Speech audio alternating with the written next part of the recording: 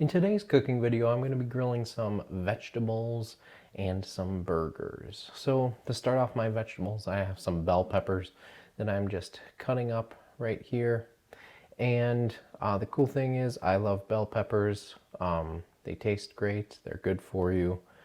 They're actually considered something that's a nightshade vegetable. Some cool things about bell peppers though, that there's seeds inside. So this is actually considered scientifically a fruit, but the seeds are actually good for you.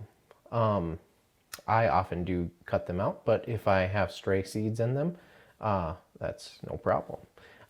They are disease fighting, they're anti-inflammatory, so they help prevent against cancers and stuff like that, and against heart disease. So I'm just cutting up my bell peppers, putting them in the bowl here, and I'm adding some fat, some oil.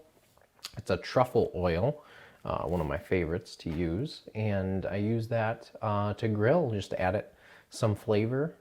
And alongside that, I'll add some Italian seasoning to my bell peppers as I prepare them for grilling. The other vegetable that I'm going to add is asparagus. And a lot of people cut off the ends of the asparagus because those ends are really, really hard to chew, even if you cook them through. And here's my beef.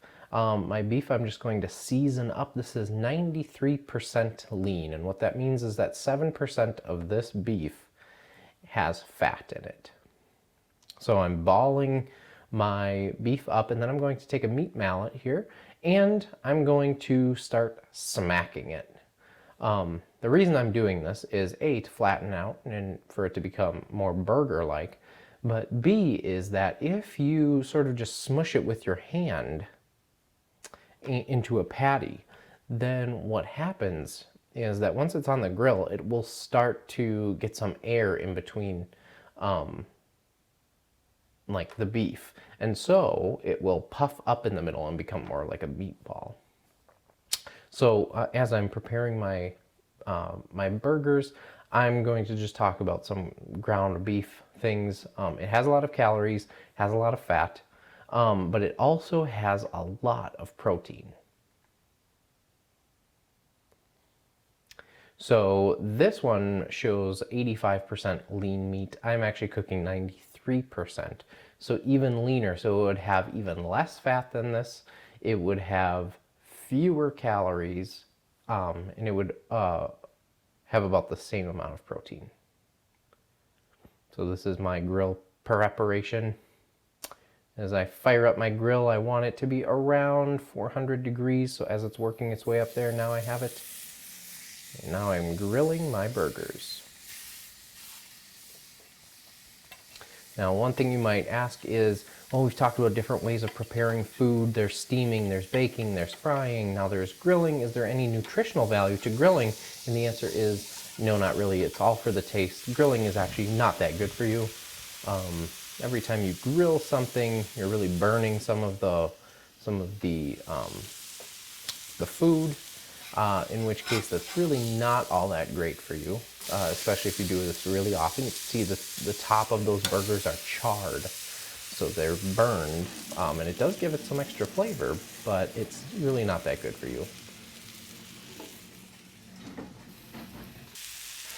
Just adding a little bit more cheese to the top of my burgers. And now I'm frying up my vegetables. I do it much in the same way, and one of the reasons I like to do my vegetables second is that some of that fat stays on the grill and coats it.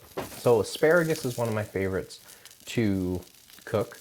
Has a lot of antioxidants and nutrients in asparagus. It also tastes great, especially on the grill.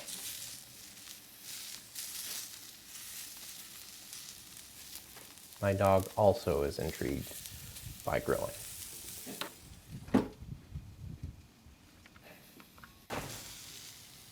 So as you can see, I flip those peppers and parts of them are charred. Before I eat them, I often shave off some of those charred bits, those black parts that have been burned, so that I don't really eat so much of those. And my finished meal.